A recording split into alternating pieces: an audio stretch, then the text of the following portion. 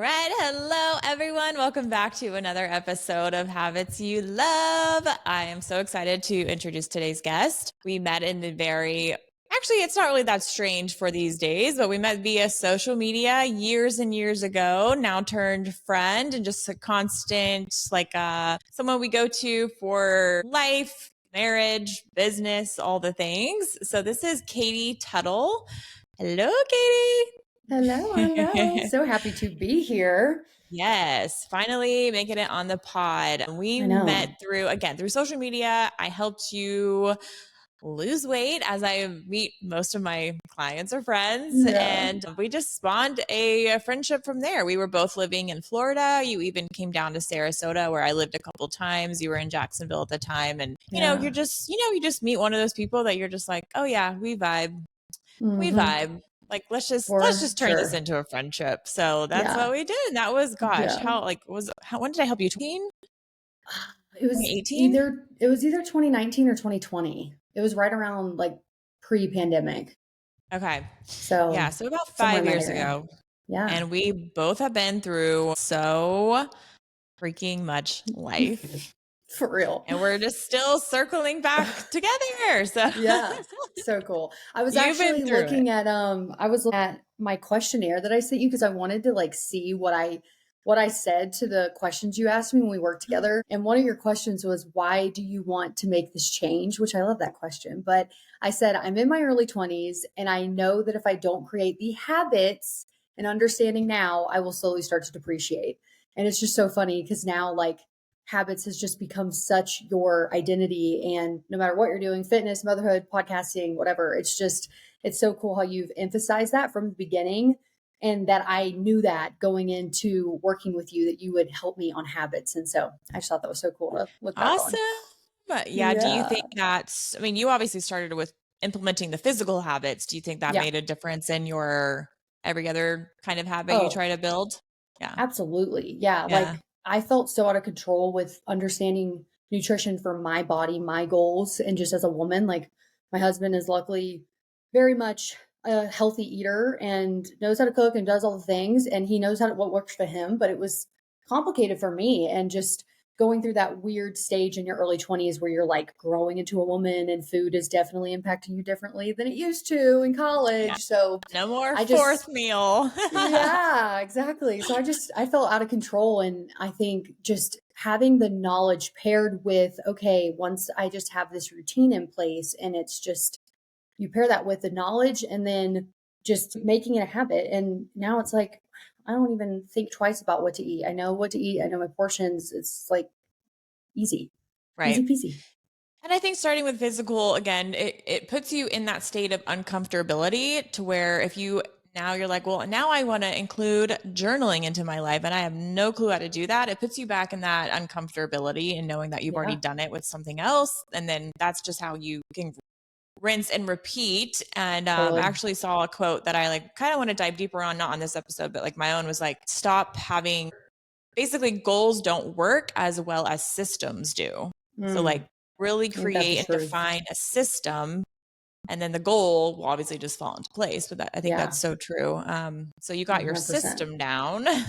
Yes, I do. It's all going to happen from there. Yeah. So I think just another thing that we align on and we are firm believers in is what we're going to talk about today on the podcast, which I haven't really ever talked about this before. And it's definitely a route and a new kind of path I want to start going down as far as talking more about faith, talking more about what other people's faiths are, what my faith is. And then we're going to talk about our God-given purposes today and how to not only just constantly be aware of them, but how to constantly stay in alignment with them. And if we get off track, how to get back on track and what we think ours are, what we are actively doing to pursue them. And so I just think we totally align on that because we may get off track a little bit, but we're constantly dissecting, evaluating, reflecting, and then making sure we're constantly going back to that. And I think a lot of people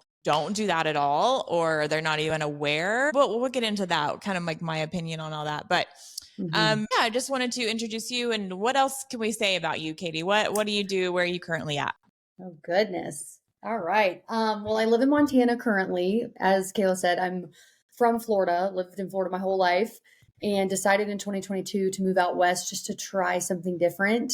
And we ended up loving it and finding ourselves back out here in 2024. So, very recently, at the end of 2024, we moved out here again once I got married. So, I am newly married and I am a business owner. I run a copywriting agency and I am also in the process of writing a children's book collection, which is what we're mostly going to talk about today in terms of God given purpose and just how that calling came about. But yeah, that's kind of the cliff notes. No kids, no pets, kind of no strings attached outside You of are the husband downstairs.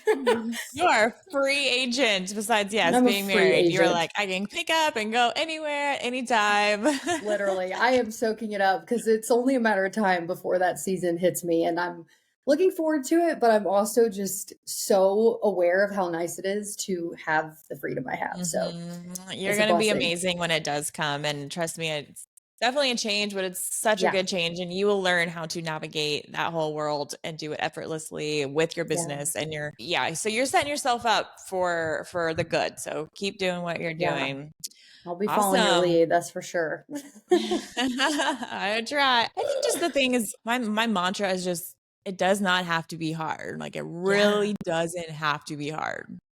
That's so It good. doesn't. So I just think people think they overcomplicate stuff. And Yeah. I'm just all about keeping it simple. So Yep. Love it. all right. So yeah, like I said, we're going to talk more about that and just where we currently are at with kind of following our purposes. So like I said, I truly, truly, truly am a firm believer that everyone has a God-given purpose in this life. When they come into the world, I do think God has like assigned a purpose on everyone's life, a destiny. And I believe it is our jobs to not only be in constant, like I said, awareness of what that could be. And it takes a long time. Yeah. It's not like you're going to probably find it in middle school or maybe even high school or maybe not even your 20s. But I think your life experiences will take you there and just kind of being able, because I think everyone could live out their God given purpose. Although there are Totally.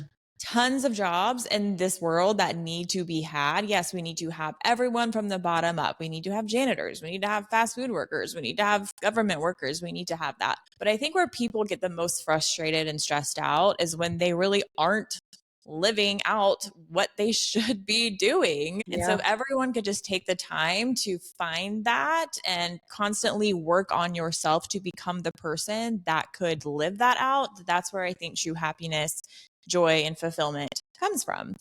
True. And it doesn't always have to be about making money. It doesn't always have to be about you have to be famous. It could just be like, I really enjoy being a first grade teacher. And this is what I think I'm put on the earth to do.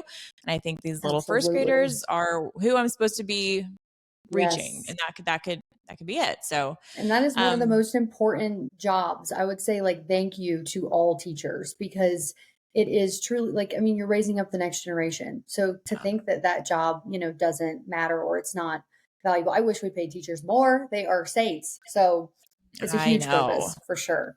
Oh God, that's a whole other episode of how the world is so backwards with all Yeah. that, but Yeah. that's all right. We're navigating. It's fine. Yeah. Yeah. Okay, so let's just kind of dive right into questions that I wanted to either just ask you or go and banter on. Yeah. How did you first become aware of your God-given purpose? Yeah, man. So I have always loved to write ever since I was a little girl. And I didn't write stories as much. Like I would read books all the time growing up, but I didn't necessarily try to write any of my own little stories. Instead, it was more like letters to God or just day to day journal entries. I've always had this like natural, just written communication with God ever since I was genuinely like able to write. And so being so in love with truly just writing and then also reading stories when I was that like in those adolescent years, I dreamt of being an author. Like that was just always like I thought would be the coolest job and just a dream come true. However, I thought that I would go the like self-help route and write a nonfiction type book that would obviously be for adults. But my excuse of not getting started was that I was too young. I needed to get wise, live a little more before I could like really guide people in their own self-discovery, which is such a lie from hell. But, Such a you know, lie. such a Yes. lie. Yeah. But it's interesting because, you know, until we moved here in Montana in 2022, that's when I felt the call to write children's books. And it was just it was a moment of clarity. And I had never thought of it up until like this one moment in time with Josh. And it was suddenly like, oh my gosh, this is so aligned. And it just, I don't know, it just clicked and it stuck. And I just knew that I had to follow through with it. And not to say I won't try to write something for adults one day, but right now I know exactly that this is what I'm supposed to be doing. And I just have a peace about it. And I think that that's a tall sign that you're, you know, headed in the right direction if you just have this unwavering peace. So Yeah. Yeah. Peace is definitely good. Kind of two things that stuck out were you thought you were too young to write a self-help for mhm. adults, but you know, you could have written for teenagers or Oh yeah, girls who really actually need it when they're going through very vulnerable times in their lives, which I think is the most important time to kind of grab a teenager's attention and be like, totally. do not go this route. Like, start to become aware and work on yourself right now. So that's one thing that stuck out to me is like, you might have not had the experience to work with adults or talk to adults, but you could have definitely targeted younger generation. And Totally. also, it's funny that you say you don't have any experience because now you're writing children's books with no kids. I know, I So, know. And what's so funny, that has actually been a huge talking about like vulnerability and just like the enemy coming after you thinking you're not qualified, you're not good enough, you're not worthy, all the things. That was the biggest thing in the beginning when I thought I was going to do this. Like, who am I to write for kids? Like, I don't even have my own kids. Like, I have nieces and nephew, but like, come on. So that was a huge roadblock for me, imposter syndrome. But my team member at work, my right hand girl Madeline, she said something to me and she's like, well, Katie, you've been a kid before. And I was like, ooh, ain't that some truth? Like, I have firsthand experience of being a kid, so I'm so qualified. And it helped me reframe my mind on that quite a bit, which was Oh, awesome. I love that. I I love that. know. I was Isn't like, it funny you how we pull were that out of once your hat. kids? It's just so I funny looking at know. Tyson and being like, I was once you. That's so Yeah, weird. like, I saw this quote. It Oh, was so sad. It was like, you end up spending, you know, your kids as adults longer than you know them as kids. And I was just yes. like, oh, it's so fleeting. Like those I years where you just have know. that childlike wonder. And it's just, you wish you could get it back for sure. Just go and Yeah. visit. Yeah. Yeah. Okay, so Whatever. you loved writing as a kid. You would write letters to God. You wouldn't necessarily write books or whatever. So have you been Mm-mm. writing this whole time? Have you ever like had other jobs where it had nothing to do with writing or like, kind of explain your process Yeah. through high school, college, and to now? Yeah. So it's funny because to discover your God given calling, I do think that there's patterns in the choices that you make, even if it's subconscious and you don't realize that there's this like innate thing that you always go back to. And so now that I look back at all the choices that I've made, jobs that I've had, I'm like, man, this really all adds up. But I started nannying. That was like the first thing I did, you know, in high school, just nannying in the neighborhood and any age, but you know, it was just a way to make money. I didn't necessarily enjoy it. And then I, you know, did some waitressing type jobs, hostess predominantly, bussing tables, things like that. And then when I got to college, I actually worked at a daycare in Tampa. So go Bulls, USF. Um, and I worked in a classroom of 6 to 9 month old babies. So not like teaching, it was more, you know, keeping the babies alive, changing diapers. We used to have like competitions to see how like every diaper change time, like rotation, the like assistant teachers would have like we'd compete to see how quickly we could like do all the diapers. It was hilarious, but I have experience there, so I'll be prepared for motherhood. But then when I transferred back home and finished my degree up at UNF in Jacksonville, I got another job at a daycare as a lead toddler teacher. So I got to have a classroom full of 2 year olds. There was like 15, 16 of them, which was a lot to say the least. But the cool thing about it was my favorite part was reading time. And I loved getting them in a circle on the middle of the floor and just reading these stories to them and seeing their little faces light up when a character was doing something funny or wacky, or see their faces get sad when a character was like going through something. Like they could fully understand the emotions of characters. And that's just the cool thing about books, is that, you know, they can really help you express and understand emotions and develop you. So I just always love that. And I didn't actually like ponder and think about that until I, of course, realized I wanted to write for children. And I was like, man, I've been loving this from the beginning. And then, of course, as I wrapped up my degree, I got a degree in marketing.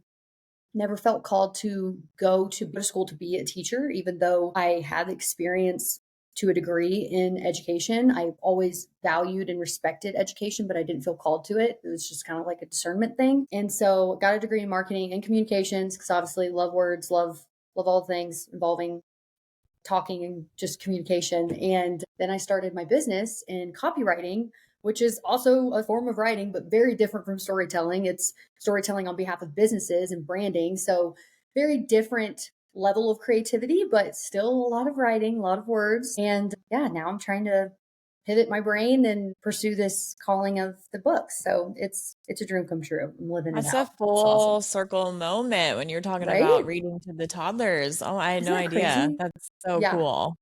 So That's crazy. so Like, cool how, yeah.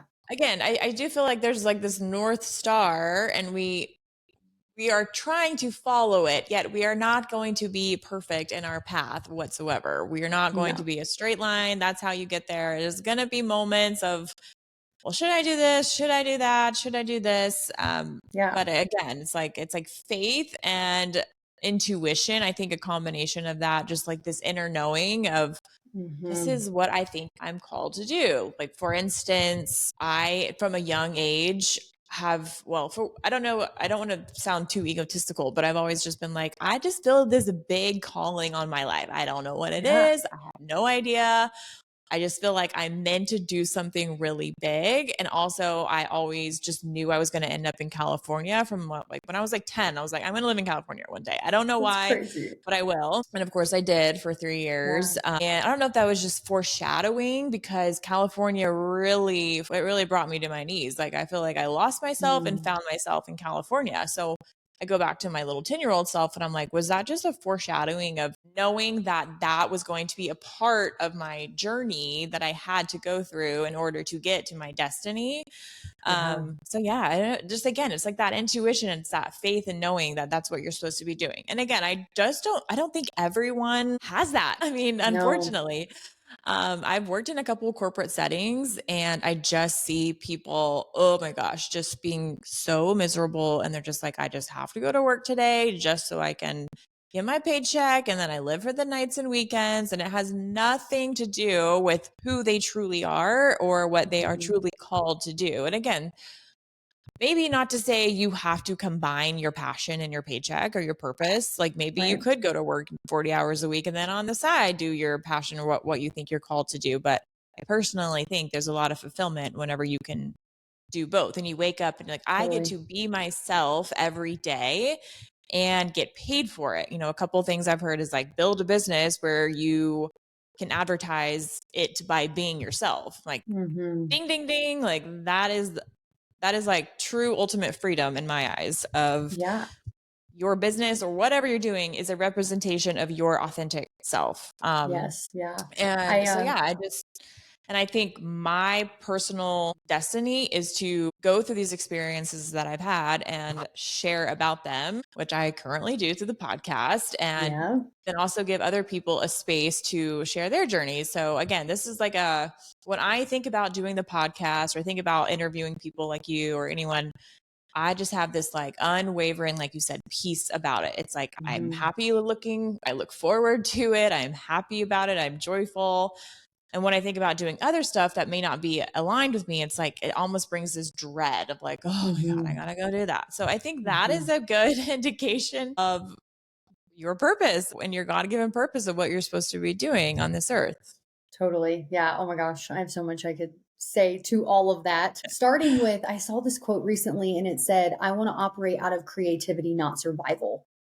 And I think that is the problem. So many people are just operating out of survival. They think that they have to work 40 hours a week. They think they have to be unavailable Monday through Friday, 9 to 5. And that's because society has placed that on us. And I'm not saying everybody's meant to be an entrepreneur. There's definitely a place for followers just as much as there's a place for leaders. And being a leader and being that entrepreneur isn't always the like best seat for everyone. And God equipped us to, I mean, I would be nothing without my team for when it comes to the agency. Like they keep the lights on, you know? So it's the vision. I'm the visionary, and they're the people that just have bought into the vision and actually execute on it. So there's a place in the workforce as well to enjoy your career and feel valuable, feel recognized for the work that you provide. But I think that so many people are just in this like rat race that society has created,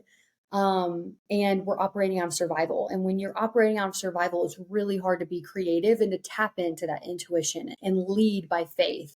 And so when you can find yourself back there, I think that's when things start to click and you start to see those patterns and the North Star, if you will, for where you're supposed to be and what you're supposed to be doing. Absolutely. That kind of takes me into my next question of just like, what are the daily habits or practices that you do to stay in alignment with your purpose? Yeah. So for me, it's definitely being in scripture and just being in communication with God, which I know that that's a habit that some people don't have natural because they feel like God is this, you know, sovereign force that is somewhat hard to communicate with. But I come to him like he's my best friend. Like it's talking to dad, you know, like we are on a very casual basis, and it's just it's natural for me because I've been doing it ever since I was a little girl. But studying scripture and just being in the word, finding inspiration there, and obviously it's said that if the Holy Spirit will reveal to you what you're supposed to hear and read when you're in scripture, when you put yourself in that. And so that's been huge for me. And anytime that I kind of sway away from those habits, which unfortunately happens more often than I'd like to admit. I'd love to say that I did my devotion this morning, but I haven't yet. I'm hoping to get to it after this, but it hasn't happened yet. And so it's one of those things. C.S. Lewis has a quote on it where it's like every single day you have to be like dedicated to your walk with the Lord. Like you have to pursue it each day, like it's a brand new day, new start. Tomorrow didn't count for nothing. Like it's going to take just as much intention to follow through with it today as it did yesterday. And so, and I think that really calls for any habit, but whenever I sway against those habits, I definitely find myself more confused on which direction to take, what words to write, what things to post and share to the world, like what conversations to have, when to speak up, when to not. Like it's what grounds me for sure. So those are the biggest things. And that's like for all of life, helps guide me, obviously. Yes. Have you ever just been distracted or had any obstacles come in your way from that? Or what's like the longest span of time you've gone without maybe being in that daily practice or habits? And what was life like when you weren't? Yeah. Ooh, yeah. So, of course, a prime time for everybody to not be walking with the Lord is in their college years.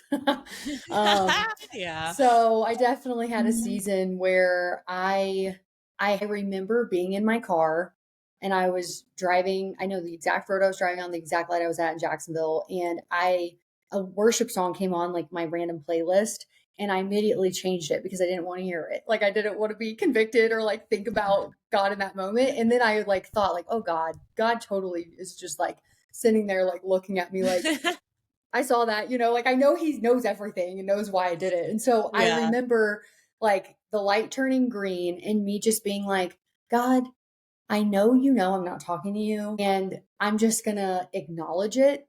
Like I'm not talking to you right now and I'm sorry, but I'll be back. Like I will be back. I know I'll be back. I can't right now. I could have, you know, but it was the shame. It was I'm wanting to live life on my terms. Like I'm not ready to surrender the things that I'm enjoying and having fun doing. And so, yeah, that was a season that led to a lot of heartbreak, a lot of loss, a lot of just, yeah, shame and regret. You know, I don't like to think that I regret anything that I've ultimately done because it's gotten me to where I am.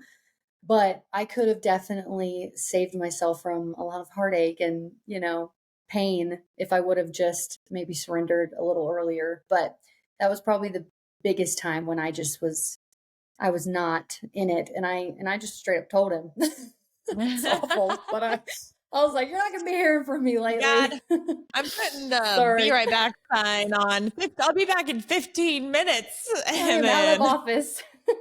office. I know we So joke, bad. but it's horrible. We joke. I totally empathize with that. Obviously, yeah, college years. Mhm. No, but by the time I was like 20, well, actually like 21, 22, I had gotten, back into church. And looking back over my life with the seasons, I will say when I was in church, when I was serving, when I was actively going to worship nights, doing the whole thing, not that my life was perfect or that there wasn't obstacles, because that's actually when I was going through a lot, but I did feel more peace. I just felt peace, and I didn't feel anxiety. I didn't feel depression. And Right. then when I moved out to California, got into all the stuff, which, who's to say, a lot of people were like, oh, you should move to California. It's just going to ruin your soul, basically. And that's kind of true. But I will say, I think for me, I just grew up in a Christian household, and I was always told what to do as far as like, you got to go to church, you got to do this, you have to believe this, you have to believe this. And I think I just wanted to explore what I wanted to believe. Right. Like what I truly believed, what I wanted to believe, what I thought was true. And I went through all that. And not to say I got too deep into like the woo woo, because I don't think I did. But I will say I started to become more reliant on my own self, my own power. Yeah. I was like, I'm doing this. I'm in control. I control everything. And then that's when everything started to weigh down again. And I got just not depressed or anxious again, but it just everything felt heavy. And like I would wake up with the weight of the world on my shoulders.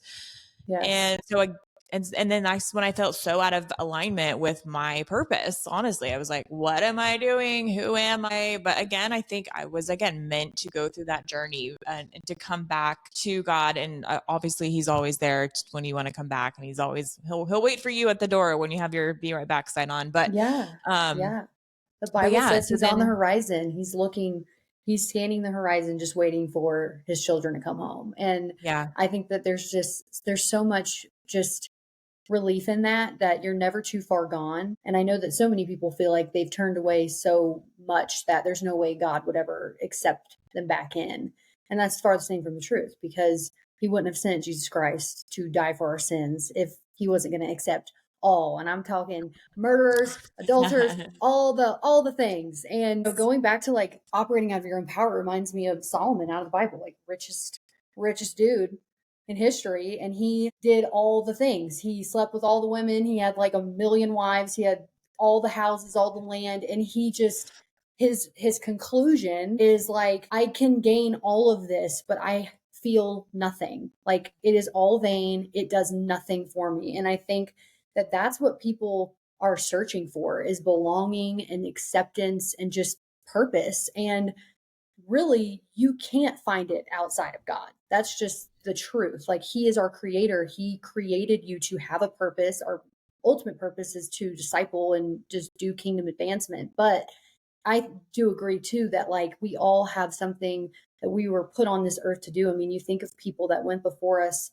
that made all these man-made things. What if they never went for it? What if Henry Ford never made the first car? Like all these crazy things that are innovative. Like we all maybe not be that innovative, but everything counts, and it's for his glory, in my opinion, when we know how to posture it. So yes, but what you just said was where I wanted to go and segue, is that I do believe everyone has a God-given purpose and that we are meant to do that.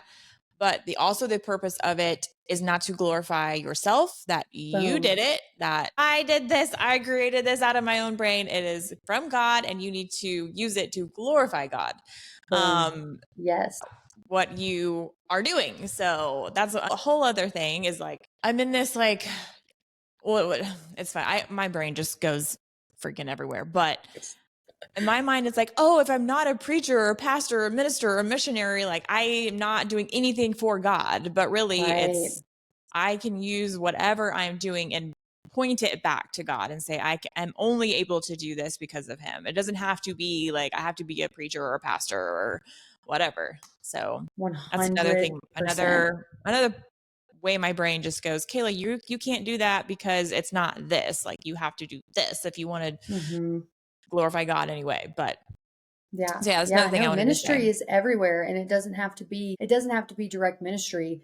Just by being an example of the characteristics that the Bible calls us to be is glorifying God, because you're being what he's called you to be. You don't have to be outright about it. There's something that the Holy Spirit does through you that you are not even aware of. It is so supernatural when you're just living out your God-given calling. People can recognize it without you ever saying it. It's written all over your face. It's like, there's just talk about energy. It's energy. It is something that radiates off of you. And it's saying to that person, there's something different about her. Like, she just carries herself differently. She's at peace. Like, how is she not anxious in this time, this economy? Like, what is going on? Yeah. And it's like, let me tell you about my Jesus. Let me tell you. That's all it is. Like, I can't, it's just, once you get it, you get it. Yes. And all of us 100%. have access to it. So yes. Okay. So that brings me kind of a little bit to my next point is, how do you discern between opportunities that align with your purpose and those that don't? If an opportunity came your way and it looks real juicy when you're like, and you get so excited. I know I've had so many where it's like, I get excited about really every opportunity, because if someone's bringing me something, I'm like, oh, this must be the thing. And then it like fizzles out. And of course we got to shake the tree a little bit and the things fall off. But like, how do you discern between an opportunity that will keep you on your path or one that may be a distraction from what you're trying to do? Yeah. So clarity comes from the Lord, confusion doesn't, period. So if I'm confused about it, I don't act on it. And that could look like as simple as not posting something on the internet that I created, but I'm like, I'm feeling a little iffy about it. Or it's just not speaking to a specific person, or we're working with a specific person because there's something off. Trusting that discernment and praying for discernment. I have definitely prayed that over my years in business, like for God to send me discernment in the workplace, specifically hiring team members, working with specific clients, because you don't want to get yourself in a situation where you're like, oh no, I didn't expect for this to take me down this path that I was not trying to go down. So I think praying about discernment and praying about the situation, of course, before responding or acting. And there's definitely something to be said about momentum and acting in the moment and like doing it, just getting it done. And there's a place and time for that. But there's also a time and place for being still and being quiet before making a move. And I just think that whenever you're confused, that means you need to hold, you need to think on it, and probably seek some wise counsel in your life. Go to someone that you trust, that's hopefully been a little farther along than you have been, like gone down this path before. You shouldn't take advice from somebody that obviously has never walked the walk that you're trying to walk. So yeah, I would say that discernment is the biggest thing that I pray for on a routine basis. And I'll share this one story because it is just the realest testament to God's discernment and goodness. If we trust him over what looks really juicy and sexy in the moment. When I first started my copywriting business, I was freelancing on a platform called Upwork, and I was really in need of some new clients because I had just moved out on my own and I had bills to pay and my bank account was looking sad. So I was applying to all these different jobs, and there was this one job that was like the biggest flat rate opportunity that I had applied for yet. And it was like writing messaging for this like new app that was releasing. That was like all that the job application said. So I was like, bet I can do that. And the guy responded immediately, sent me the offer, no questions, no interview, was just like, yup, get it done, girl. And was like, I'm about to send you the brand guidelines and all the information on the app, and we're going to be good to go. And I was like, oh my God, like I just won my biggest offer. Sweet. And I open up this brand guidelines, and it happens to be a swinger app. I was like, wait, you're telling me I'm going to write the messaging to connect different swingers in your area to get together so they can do some things?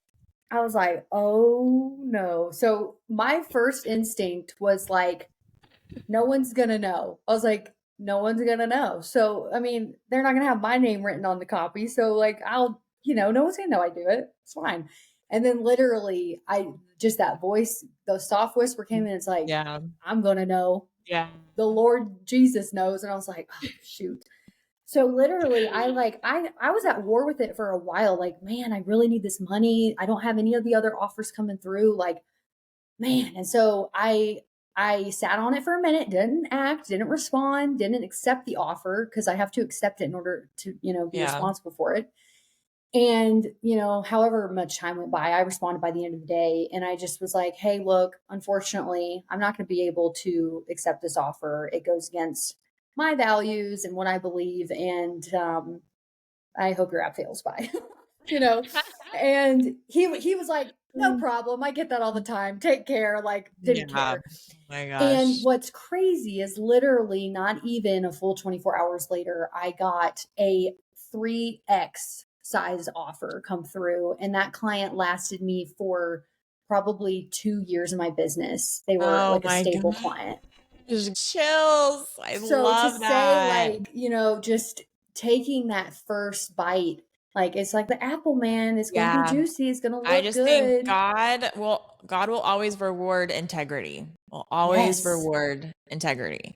Absolutely. Every time. This kind of same thing happened to me. That's happened to me so many times, by the way. It's like, for the podcast, I've been given like, will you promote this sex toy for 5 figures, not 6 figures, 5 figures? And I'm like, yeah, no, sorry. Like, and a ton of people probably would jump on that because, it's all about the money, but sex sells at the end of the day, my conscience cannot live with the fact, which in this, again, different than you, because it'd be me talking about it. It'd clearly be me promoting it. Everyone would know, but yeah, no, I cannot do out of my morals, out of my values, the guilt, the shame I would feel for the sake of the dollar. No, that's definitely one thing that of course you wouldn't even thought twice if there wasn't money involved. I think money has a lot to do with that, where people will compromise their values. But this one thing, that same thing happened to me. It's actually about the podcast. I was doing a podcast with a friend of mine before this, and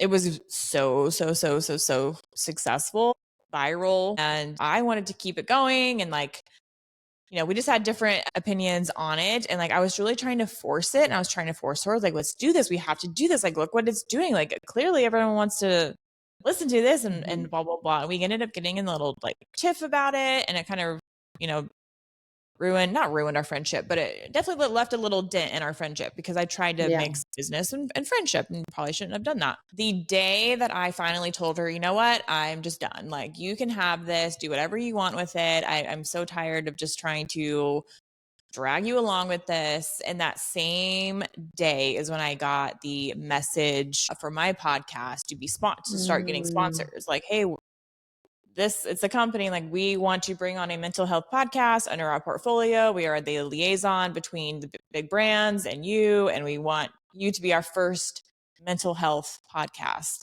So cool. Same day. The same day I said that, I just surrendered and I let that go. What I was trying to control, what I was trying to force, when I really wasn't getting any signs that I should have been doing that. I was just like, my ego was totally trying to be in charge of that situation. So, wow, that's amazing. 100%. And to be the first too, like, to lead the way, how good is God to put that together? Yeah. And again, I've been with them. That was over 2 years ago. Yeah. It's been about, a little over 2 years. Yeah. I've been with them, and we're still rocking. We're getting some good new sponsors. It's amazing. So amazing. So, obedience. So good.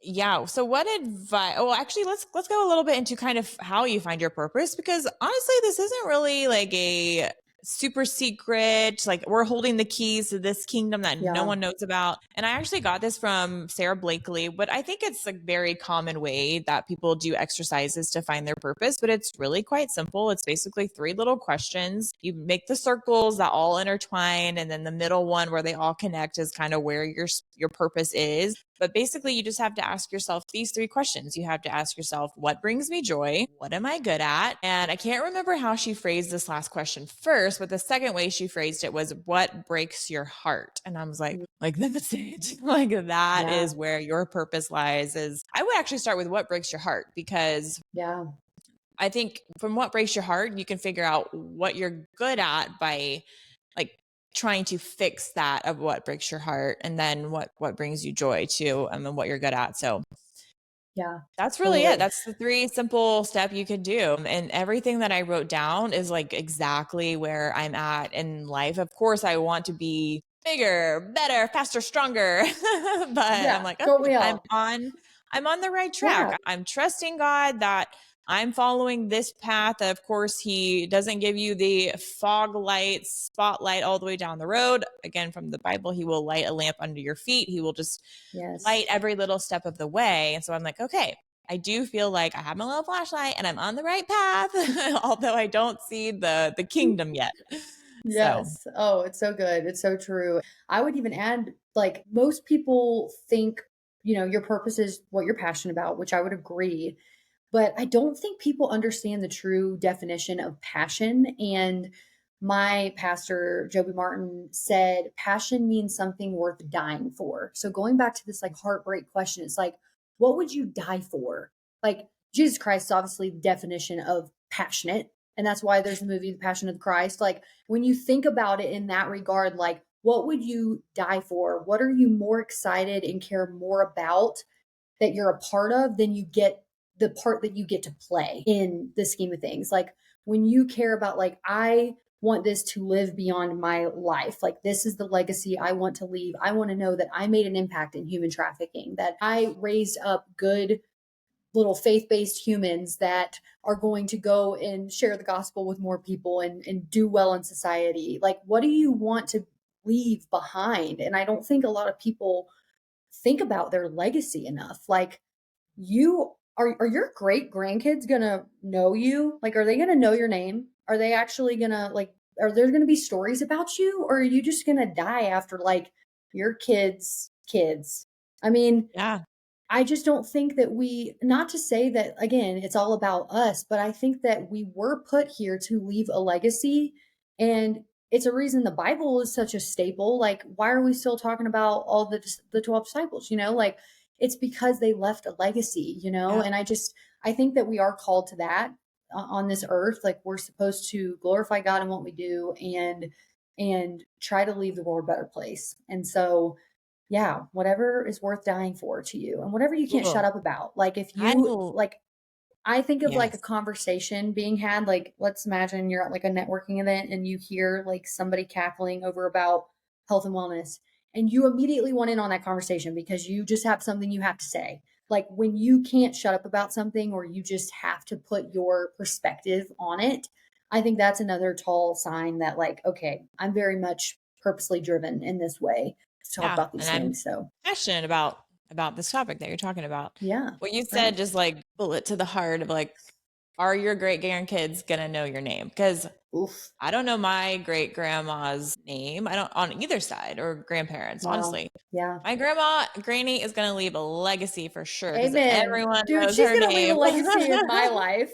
Yes. I want her on the podcast. I want her to do a podcast episode. But you so should. Yeah. And it's because, and even earlier when you said, the thing about you radiate that energy, everywhere she would go, people would come up to her and just be like, you are just beautiful. Like for absolutely no reason. People always came up to her and just commented on her bright, shiny face and how she was just so welcoming. Like she could look at you and like you were just like, oh, I have to go talk to that lady. So I just know that. Yeah. So I very much obviously look up to her and just the way she conducts her life. And even though currently she hasn't left her house in about 2 years, I feel like she's still making an impact in the world without even being out in the world. Right. So, and see, that's the power. Like it doesn't always look like this glamorous, influential, crazy spotlight type thing. Like it could simply be being a good wife, like changing the trajectory of the generational curses in your family. Don't drink. Don't cheat.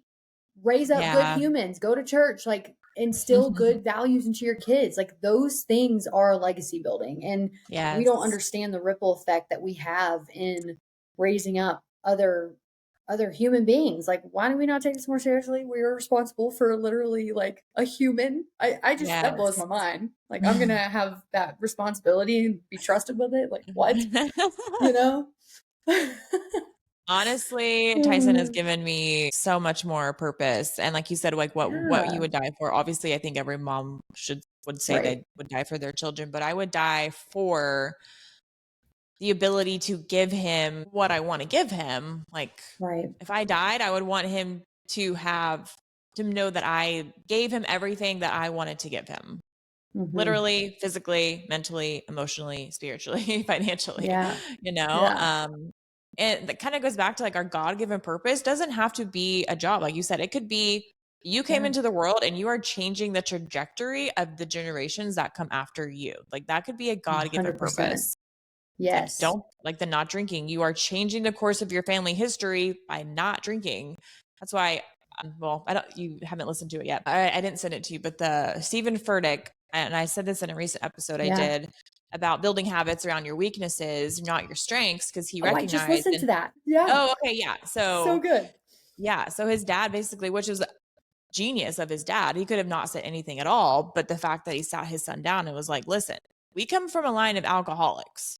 If you drink, you're going to love drinking. You're going to love alcohol. But guess what? He chose not to drink. And now look where his life is and the trajectory of his children's lives. So yeah, sometimes your God-given purpose is just to recognize and what you are susceptible in your family and the weaknesses you have around that, and to change that as well.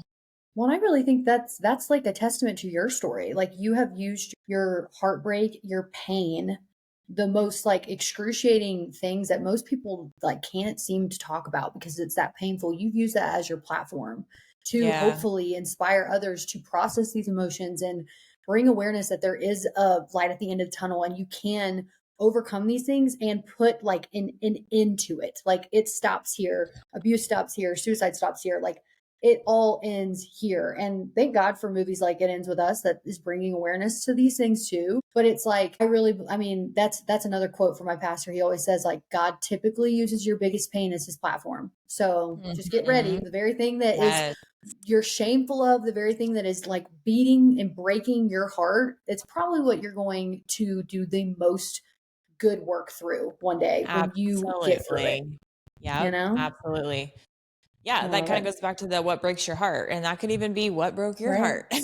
What broke your heart? Literally. It doesn't have to be, oh, I'm looking at these dying animals and it breaks my heart. It could be what literally broke me into pieces and how did I put myself back together? And then whatever you did to do that, like I always say, you're always the most qualified to help the person you once were. That also comes into play as well. So good. Yeah. So good. Oh, God, so juicy.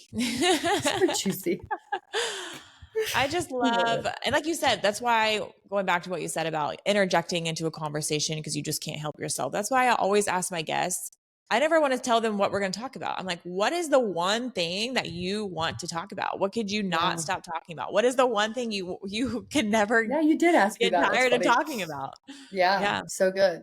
It's so good. And that's how we ended up here. It's just like, I love talking about God or God-given purposes and how to discern. I love that word, the discernment, the alignment, the awareness, and just constantly being that. And it's hard. You know, there's days where I definitely question like, God, where are you? Seriously, where are you? Are you taking a long nap?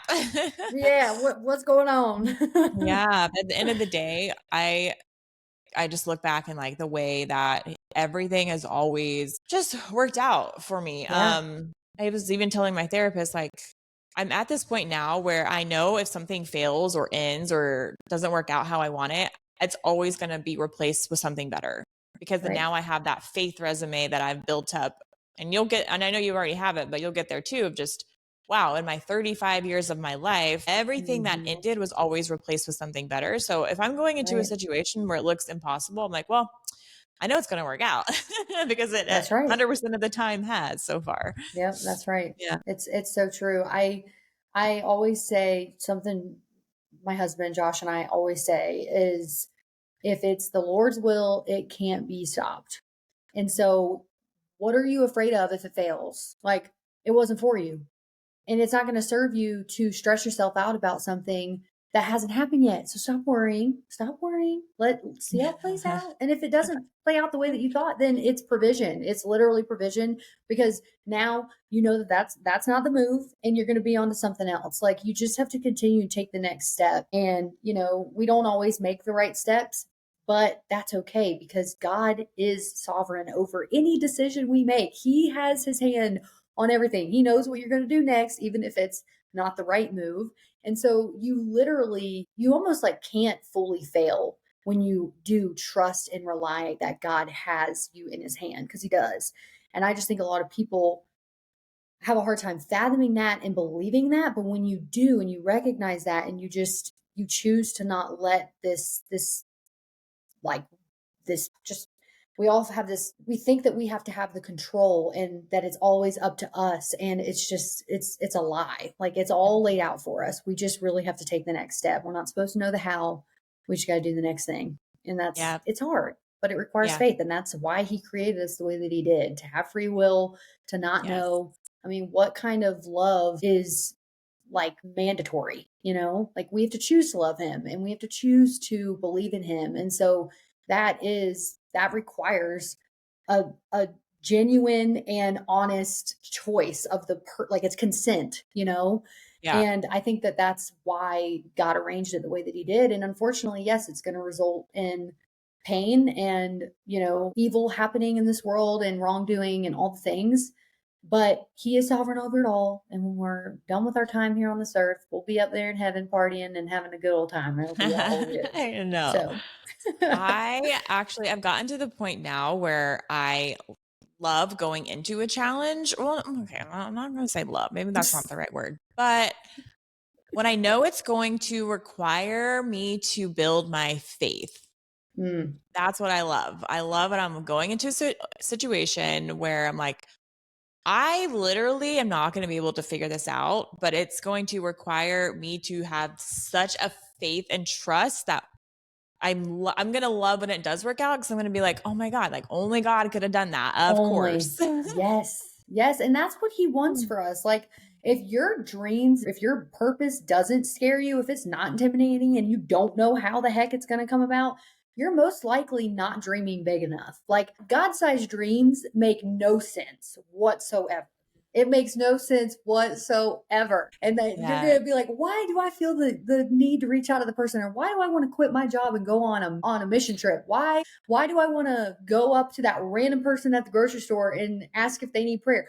None of it makes sense in the moment. But if you just take that step of obedience, what the Holy Spirit does and how God moves through you, it is just, when you start to see those things happen, either in other people's lives or in your own life, there's no denying God at that point. You're just like, oh my gosh, him all the glory. There's literally no other way it would make sense.